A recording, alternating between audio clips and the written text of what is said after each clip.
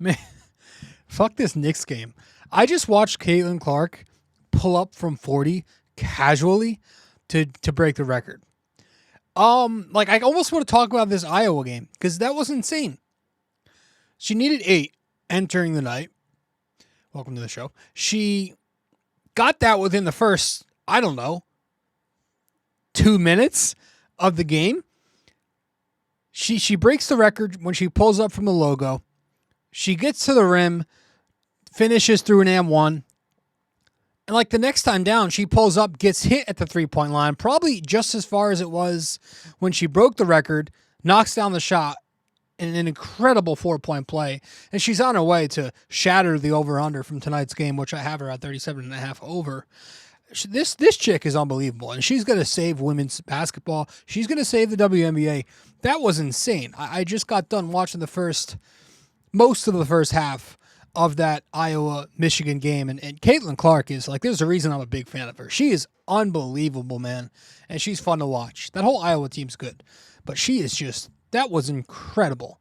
Caitlin Clark broke the record. She needed 8. And she got it like again, 2 minutes in. Incredible. Hi everybody. Episode 627. We're unfortunately going to talk about the Knicks, which entering the All-Star break on a very bad, very sorry note. They're in tough shape right now with the injuries, so we'll talk about last night's Magic game, more so about what's to come with this Knicks team after All-Star break. And then some. So we'll talk right now, episode 627 of BD4. Let's go. Welcome to the podcast. I'm your host, RJ Carbone. You are listening to BD4, where there's no better way to get your Yankees and Knicks analysis. We also do MMA. Yanks every series, Knicks every game, MMA on occasion. Let's get to it. Anthony for 3.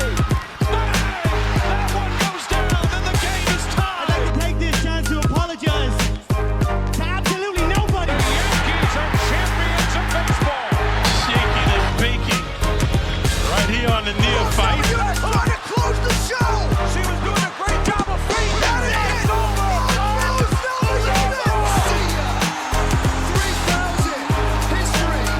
Coming up, so Katie. Don't you regret not coming to the Knicks? Don't you regret not coming to the Knicks?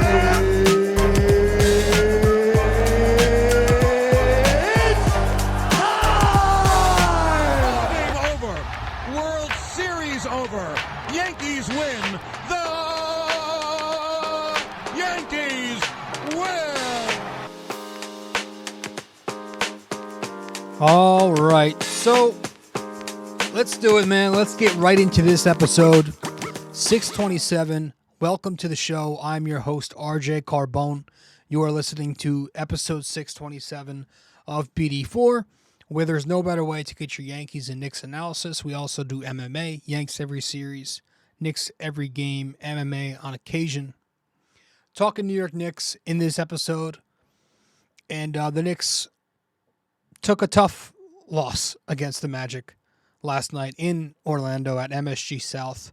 118-100 was the final score. The Knicks without the usuals, plus Dante DiVincenzo and Bojan Bogdanovic. So Randall, OG, Mitch, iHeart, Dante, and Bogey all out. That's like, 6/8 of their playoff rotation right there. For Orlando, Fultz didn't play, Gary Harris didn't play, Suggs did not play. And the Knicks actually got off to a good start. They fooled us in the first quarter. Jalen Brunson getting MVP chance at MSG South. He was very good. The defense was bad early, but then it started to pick it up. Brunson got even hotter, and 20 points in the first for Brunson, and he helped the Knicks get off to a 36-27 start. Second quarter, the Knicks kind of get slapped around, man. That's when it started. As soon as Brunson left the floor, the Knicks get bitched without him. They gave up the lead ASAP, that big 17-0 run, I think it was. And comes back in, didn't change much by that point. It's 65-55 Orlando at the half. And then the second half, I got to be honest with you, I just completely tuned out. It was background noise for a little while, but like by the time we got into the fourth quarter, midway through, I turned it off. I went to get my DoorDash food. I hung out. Like I wasn't even fucking paying attention. So the game ended 118-100 in another purgatory type game for the Knicks, if you want to call it that. Undermanned. Listen, I know they're undermanned. All right. I know they're probably gassed. But this effort is like these games have been they're like some bad blowouts, bad play, bad brand of basketball. They're 0-4 in their last 4. They've dropped 5 out of 6. They don't look like an NBA team at times when you take Brunson off the floor, and like that was supposed to. That's what this trade was supposed to help us with. Obviously, didn't have Bogey in this game, but. We'll get to Burks. We'll certainly get to him. But it's tough to lose. I don't like I don't like losing any game, okay? But like people I get it. People are treating these games like they don't mean much because we're hurt, but they still mean very much in the seedings. And you look at what happened last night. Well, Orlando with that win, that helped them. Indiana, Cleveland, and Orlando have the same amount of losses. So that's your 6, 7, 8 seeds. Indiana won last night. The Cavs won last night. The only good thing the Knicks got last night was Miami defeating Philly. But they got to be careful, man. You know, and it's not everybody's coming back at the same time. And right after All-Star break, you're going to have, you know, injuries still. You're not going to have Randall, OG probably. You're not going to have, you know, Mitch. You're still going to be without some guys. Some pretty damn important pieces. And the Knicks, in this game, they just looked absolutely horrendous. Their defense was bad once again. It's been trending downwards with the more injuries we get. They allowed 118 points on 63% from the field, 46% from 3, 72% from 2, 91% at the free throw line. Again, I get you're undermanned. That shouldn't be happening. Paolo Banchero last night had his way. 36 points. He was 75% from the floor. 6 out of 10 from 3. Didn't need a single free throw attempt to score those 36 points. He was killing the Knicks. The Knicks, I thought, were very slow closing out off pick and roll. You know, I think Hart had a tough game. I think the Knicks were going under way too much. Precious was bit at least 4 or 5 times, dropping below the level. Just felt like every time Paolo got past the point of attack and got to the middle, the Knicks had no presence to stop him off dribble penetration at the rim. Taj provided 0 rim protection. What, he played 9 minutes last night? Maybe less. 9 minutes too much. Like, he's not an NBA player. He has to play at this point because Tom Thibodeau loves him, so he signed him to that. The front office signed him to that 10-day deal. But he's not an NBA player, man. And it's getting very sad to watch. You know, the Pacer game, he was kind of holding his abdomen. He was cramping the entire game. Last night, he's holding his back all night.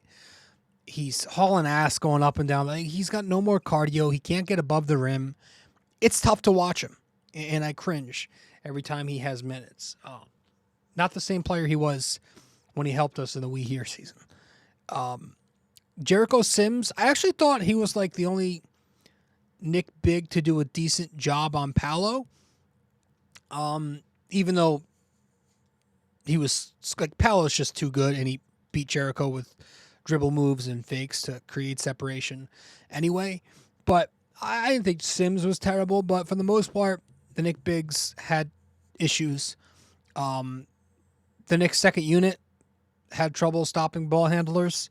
Alec Burks had a tough defensive game. And I kind of want to talk about Alec Burks because that's getting a little bit louder. Should it not? Up to you. But, like, it's a conversation right now people are starting to have. And I want to talk about that here when we return from our first break. So stay with us real briefly. We'll be back, and then we'll start talking about Alec Burks. Hey there, thanks for listening in so far. If you enjoy this episode, please give us a 5-star rating and review on Apple Podcasts. And if you're on YouTube, don't forget to like, comment, and subscribe. Thanks so much.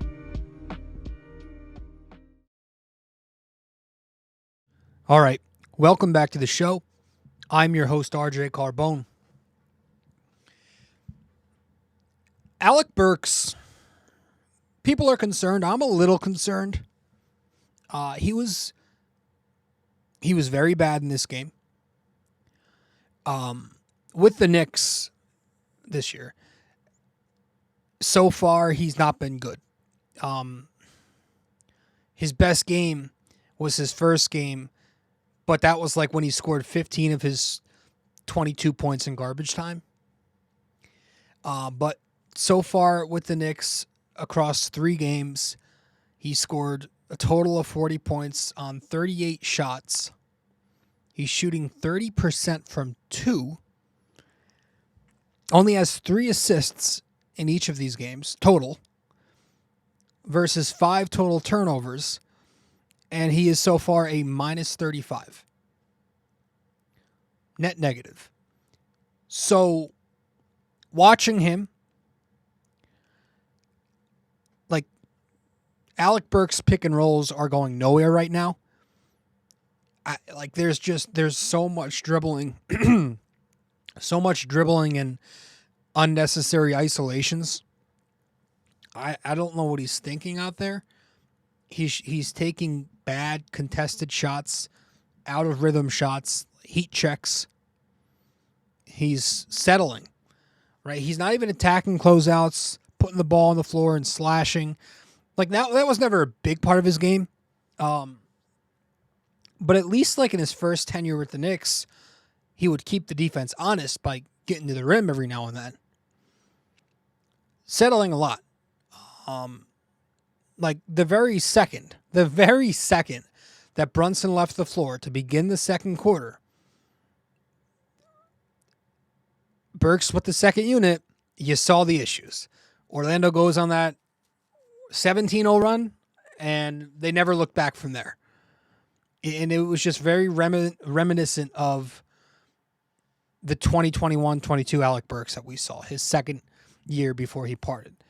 And it's just, it's getting me thinking again, is this guy better off in that off-guard role where he's a weak side option, guy who's going to come off spot ups and shoot? I'm going to give him the benefit of the doubt right now because, again, it's been 3 games. Three games, and it's been 3 games with all these reserves, right? I want to see what Alec Burks looks like in a full rotation, when he's got some offensive weapons around him, when he's got staggered lineups and he can play with different guys, and he's got pick and roll weapons, and he's got DHO hubs like Randall and Ihart to play off of. I want to see what he looks like with rim protection behind him. So, you can afford his defensive issues at the point of attack, right? Which has been bad. His defense has been bad. And remember, we have to remember this, come playoff time, you're only going to see 12 to 15 minutes, if even, of Alec Burks. And not all of those 12, 15 minutes will be as the pick and roll initiator, right? It's not going to be like 21-22 where he was the starting point guard for 30 minutes a game eventually. So let's give him the benefit of the doubt. Maybe he's just shaking off the Detroit Pistons in him, right? Coming off a team with no system, no real plan out there. Has to readjust here. And, at the end of the day, he's the best option we have. The deadline's over, and Deuce is not a point guard. Burks isn't a point guard either, but Burks is best suited to play that point guard role. Deuce McBride, we know, is too slow to get into sets. We know he's got a weak handle. He's not a pick and roll guard. So we're going to have to live with it for now and just wait until we get healthy and see what he looks like then. Then I'll draw my legitimate conclusions on if Alec Burks should be on the ball as much as he's been. Brunson continues to play well, and I'm going to hand him the game ball from the starters. Bing bang. Brunson last night, 33 points, 6 assists, couple of steals, 11 to 21 shooting, 5 for 8 from 3. That was nice to see the 3-point kind of make a comeback after he's been struggling without Julius. Brunson had a huge first quarter to give the Knicks hope there with, again, 20 points. But again, when he left the game in the second quarter, it all fell apart. I was actually kind of stunned that Tibbs didn't put him back in after the initial timeout in the second quarter, right? I got like a minute and a half, maybe 2 minutes into the second. The Knicks are getting ripped apart. And I think Orlando scored 9 straight at that point, only 9 straight. Tibbs calls a timeout, but after the break, Brunson does not come back in. Comes back in a few minutes after that, but by then it's kind of looking grim. And the Knicks, from the second quarter on, were outscored 91-64, 27-point deficit. So that's tells you all you need to know about Brunson's greatness, right? And he's still finding ways to get to his spots. I mean, you had the Magic trapping and blitzing him with doubles right out the gate. But he was still getting to his spots eventually. You know, when he kicked out, when he swung to the perimeter, his weak side targets failed him and he had to just revert to feeding his bigs. But he got the damn thing done, still at 33-6 at the end of the day for his 23rd game ball of the season. So good for Jalen Brunson. As we go to the bench, this was tough to really figure out who I'm going to give it to, but I gave it to Deuce McBride. 8 points, 2 steals, knocked down a 3 on 3 attempts. He was better than the numbers looked. Still kind of process of elimination because I couldn't give it to Toppin. I couldn't give it to Taj. I thought he was okay last night. He was okay in pick and roll. You know, he was searching for kickouts off drives a little bit. You know, I thought his defense was fine. Cole Anthony got the better of him, but he's a pretty good offensive player. And I thought Deuce was fine. You know, something to look out for. His 3-point shooting has tapered off a little bit, but I still trust him as a 3-point shooter. That's why he is in the league, because he's a 3-and-D type. But yeah, Deuce McBride continuing to play well. 9 game balls now for the Knicks. Very quietly creeping up there. So a good game for Deuce, an okay game for Deuce.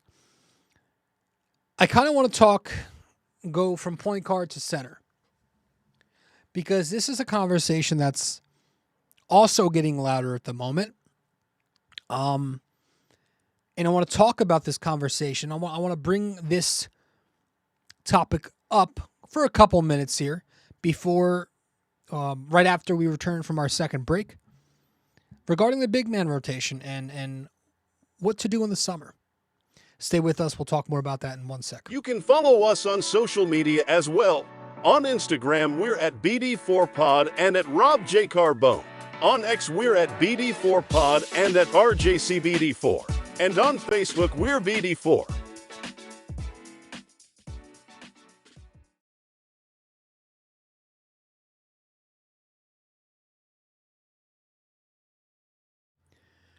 Welcome back to the show. I'm your host, RJ Carbone. Yeah, the who gets paid, right?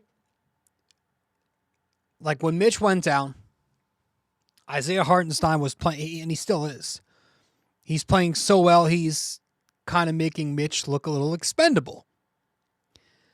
Precious Achiuwa comes in here, struggles his first week or whatever it was, you know, needs to adjust to where he is, and now he's killing it.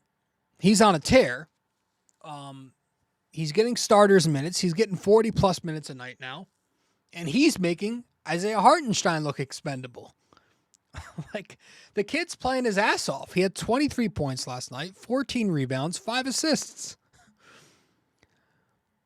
8 points per game with the Knicks, 7 rebounds per game, and he's been a +2. Like I've been saying, give Tom Thibodeau a big, and he will work wonders. Doesn't matter who it is, he'll do wonders with you. And now you're looking at it, and the good thing is both Hartenstein and Precious Achiuwa are under team control this offseason.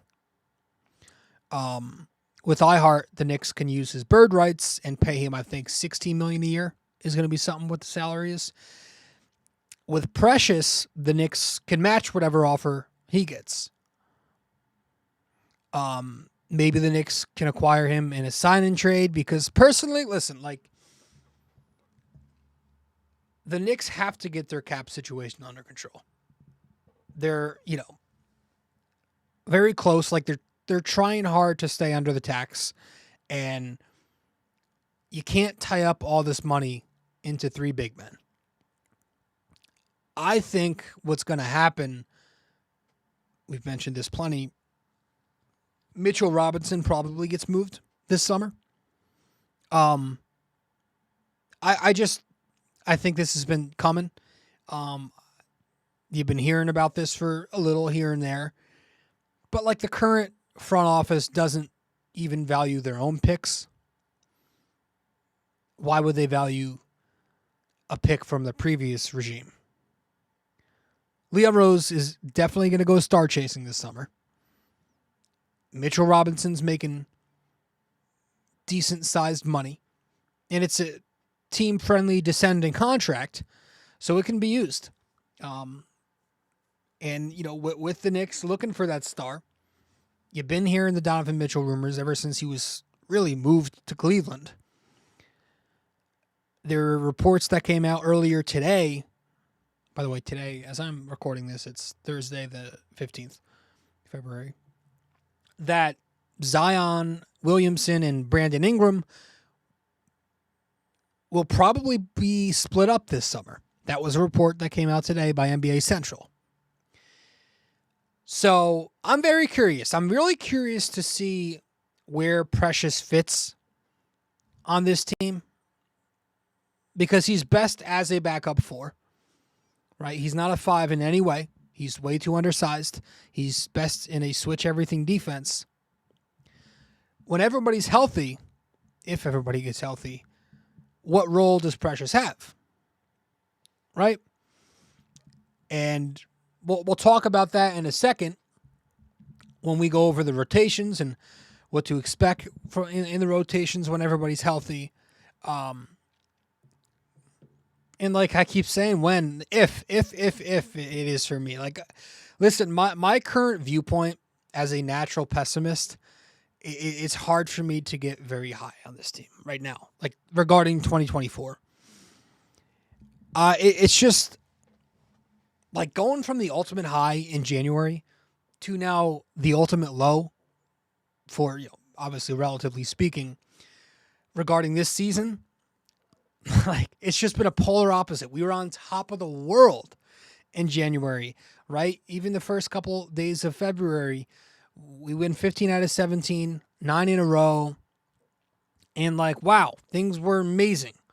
We're a half game out of second place at the time. And now we get to this month. We got all these injuries piling up. We're losing a lot of games. And it's just the polar opposites. It's the two extremes that we just went to back like that in succession, month to month. And now it just feels like it's a little too good to be true, where everyone is expected back before the season ends and with enough time to gel before the playoffs and then get hot again. It's like the Yankees fan PTSD kicks in. And it's like, on paper, it looks all good. It seems like it's great. Will we ever see this team 100% healthy? It's hard to think positively as a Yankees fan when I see stuff like this happen. Maybe the All-Star break helps them. Maybe the All-Star break helps me. Maybe in a couple days from now, I have a clearer mind and I'm like, all right, this can happen, right? Because the more optimistic viewpoint is telling you none of these injuries are long-term. It's just like a lot of these are just one and done. Like Mitchell Robinson is progressing, and everything we're hearing says he's going to start on-court activities next week after break. Right? So that's a return to the NBA court maybe late March, which will get him, that I would say that'd give him 10-ish games to prepare and get his feet wet. With Julius Randle,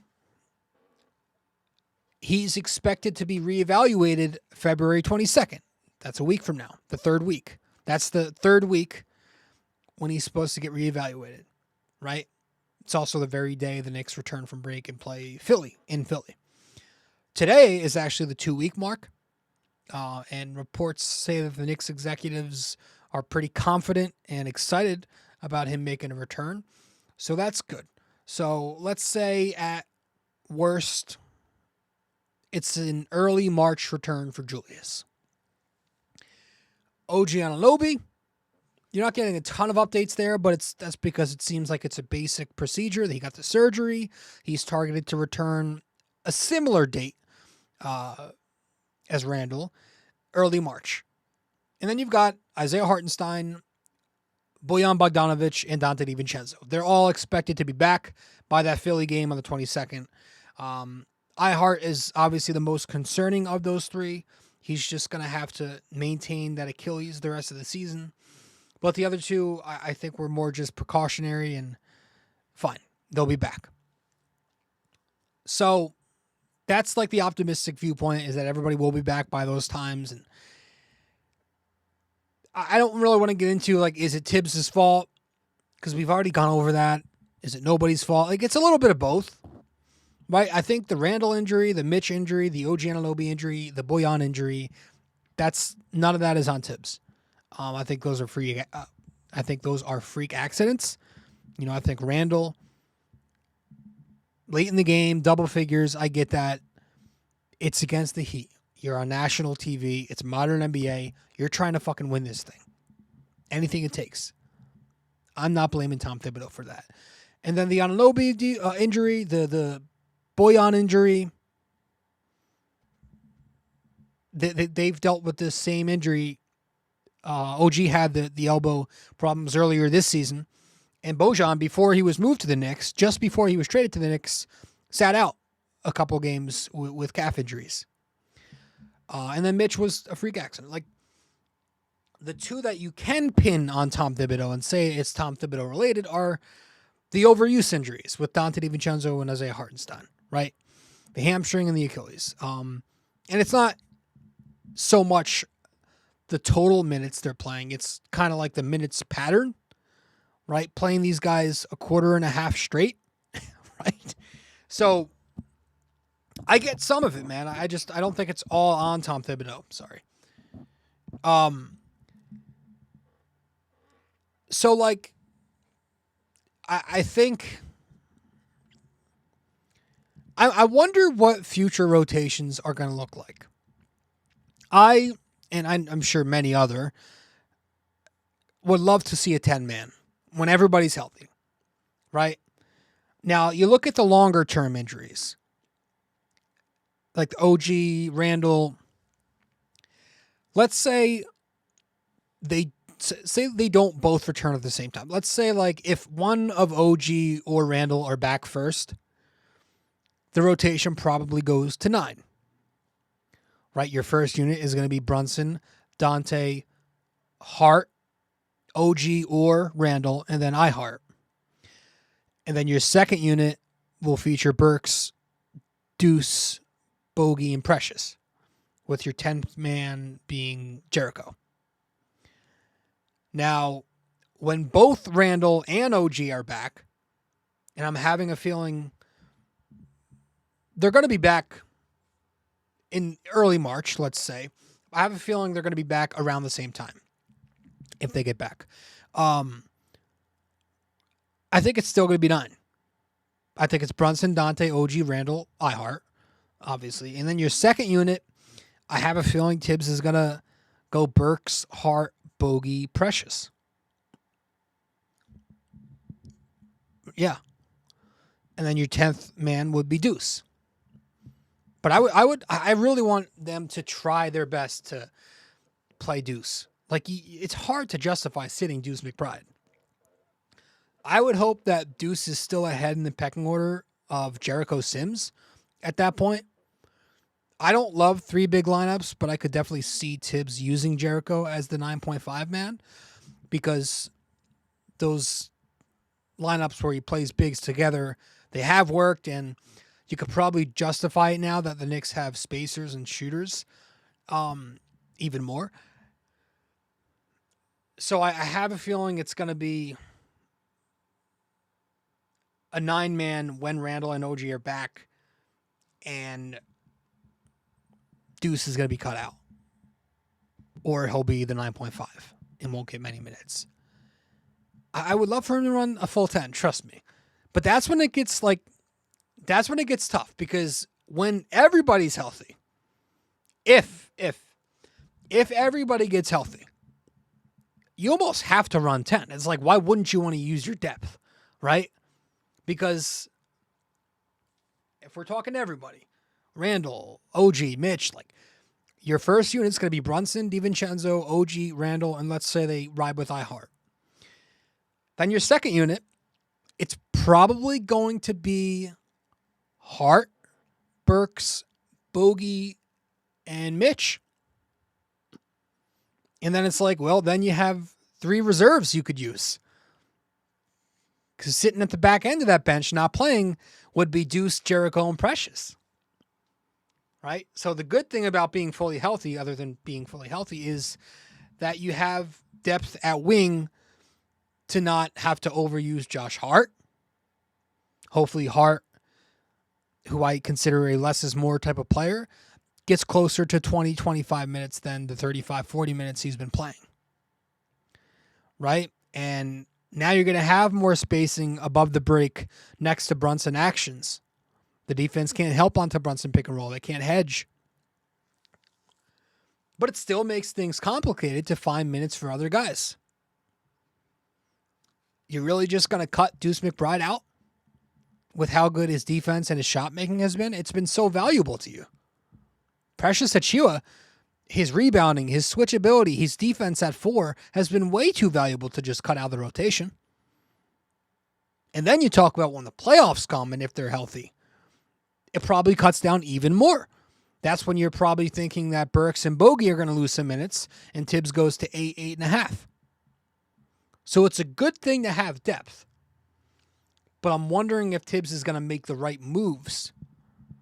Who are going to be the 0.5 men? Who are going to be the guys that get completely cut out? Will he cut anyone out? Will he expand the rotation? I don't see that. I don't think he's ever shown us anything that... I mean, he had, like last year, before the Knicks went on their run from, October to mid-December, he ran a 10. And then he took Fournier and Derrick Rose out. And that's when he cut it to 9. So maybe he's willing. But let's get back to the present. We're not there yet. I mean, we just got off a game where, what did Tibbs run last night? Fucking basically 7. So the Knicks go into break, losing 4 in a row and 5 out of 6. I guess big picture wise, you can say they're still the number 4 seed. They're 33 and 22. 2 games out of 3rd place. 4 games out of 2nd place. A half game from 5th place. And 2.5 from 6th place. So it's like, I'm just concerned about the injury thing more than anything. I hope that everybody does come back in time when they're supposed to. And I would love for the Knicks to still get a home court seed, top 4. We will find out. We will certainly find out. It's going to be tough to me. It's going to be very tough for them. I think any of these teams are capable of jumping the Knicks just because of the injuries. I could see Indiana doing so. I could see even Orlando doing so. And it bothers me so much that the Knicks are, 1-6 against both of those teams? because they've been banged up in just about every one of them. But, shit, man. I hate going into All-Star break on a bad note. But we'll see. I think that's it. Hopefully things get better. But the Knicks enter the break in sorry shape right now. They just need to get healthy. So that's what they need to focus on. Knowing our luck, Jalen Brunson sprains his fucking ankle in the All-Star game. Please, I shouldn't have even said that. Please be okay. I just want, like, who's Doc Rivers is coaching. Great. The coach of one of the teams we're trying to jump. Don't overuse him. Don't play him 40 minutes. All right, let's head to our final breaks. Get back, wrap it up with our trivia. That'll be that. Stay with us right here on BD4. Be right back. If you're interested in our website, just go to www.bd4blog.com. You can subscribe to our blog on there right on the front page. Just like on the podcast, we cover Yankees, Knicks, and MMA. Also on our website are the links to the different platforms for the podcast. Thanks so much.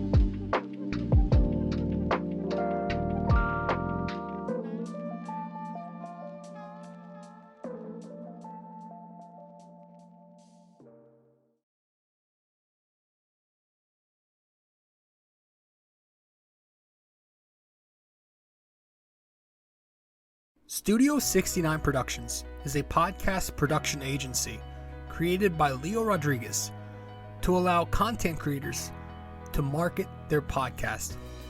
It's an online platform that will market your podcast or any other project that you're working on. Get in touch with Leo Rodriguez from Studio 69 Productions. You can find Studio 69 Productions on Instagram at Studio69NJ. Studio 69 Productions, where dreams are heard and born.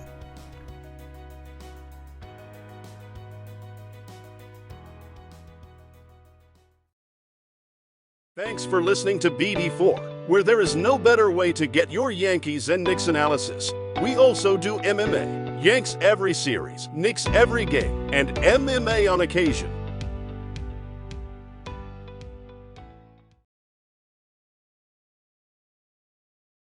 All right, welcome back to the show. Let's get to our trivia.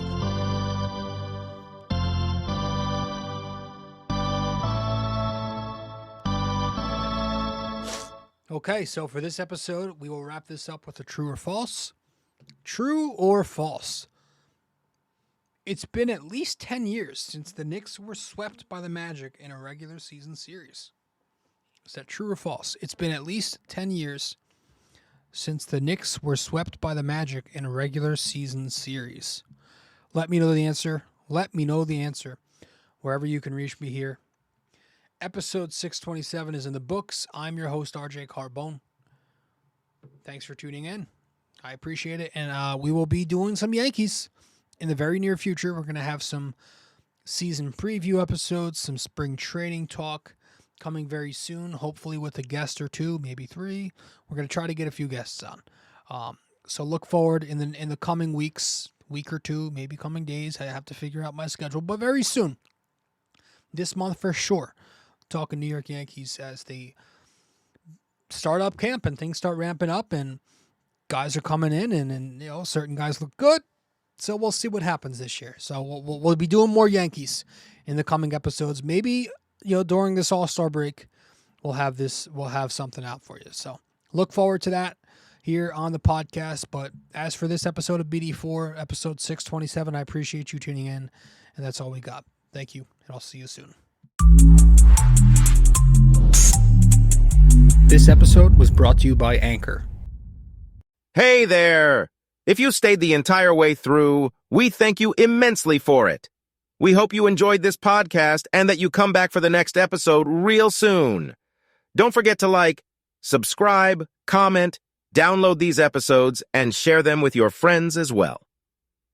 BD4 is a 5-star podcast simply because of you. And we'd like to keep it that way. Have a wonderful day. Go Yankees and go Knicks!